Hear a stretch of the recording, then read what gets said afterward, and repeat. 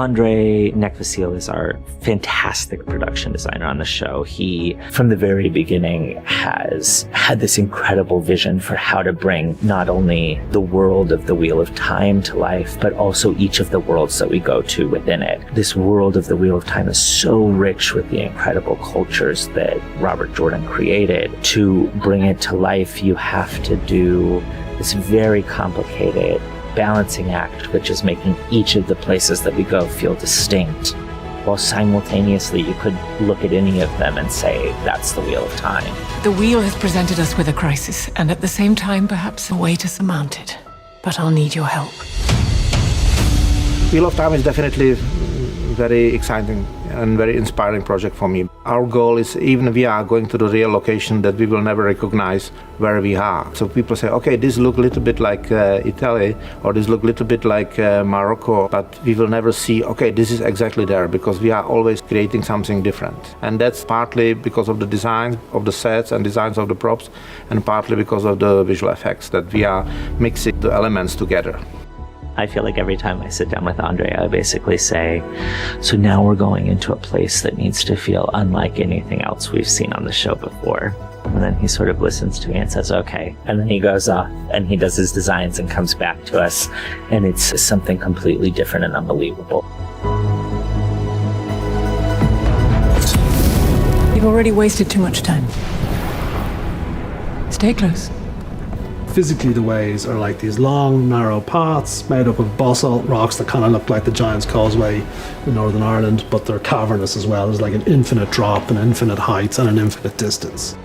The big challenge with the ways was how to be able to shoot it in such a way that it wasn't a 12-minute CG scene. I have to be a little bit pragmatic, so we said, like, okay, let's build the platforms on the wheels so we can create different setups, like make the wider platform, narrower platform. It is a world of pitch blackness, towering above your head, with sort of chasms opening up beneath your feet, and it's incredibly treacherous. It was very kind of compelling and eerie to shoot in, and we were inside for 7 days doing it. Did it just get a lot colder in here?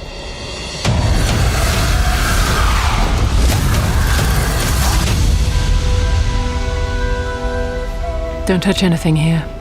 The blight is a rot, which spreads from the Dark One's prison and consumes everything in its path. I worry a little bit sometimes about building too much with sets.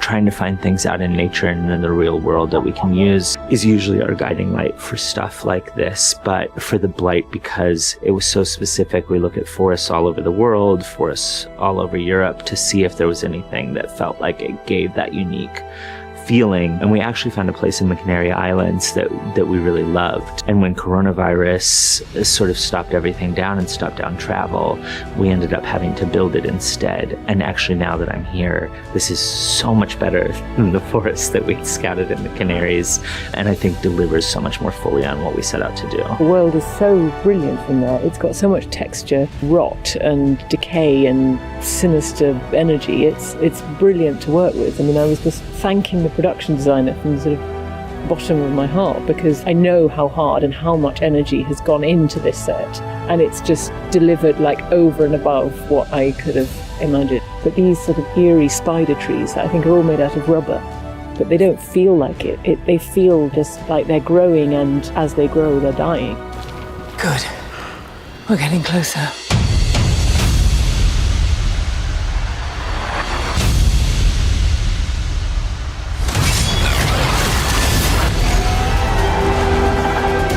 We have built multiple cities.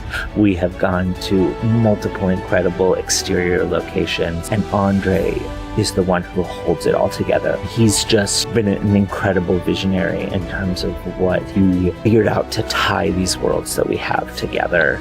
No matter how deep we are in VFX or how early we are in the conceptual process, he will be sketching out, oh, this would be better if there was just one extra rock here, if there was just this turned here, this pillar. And I think it's that incredible attention to detail that lets the show exist in these separate worlds, but it all still feels like the Wheel of Time.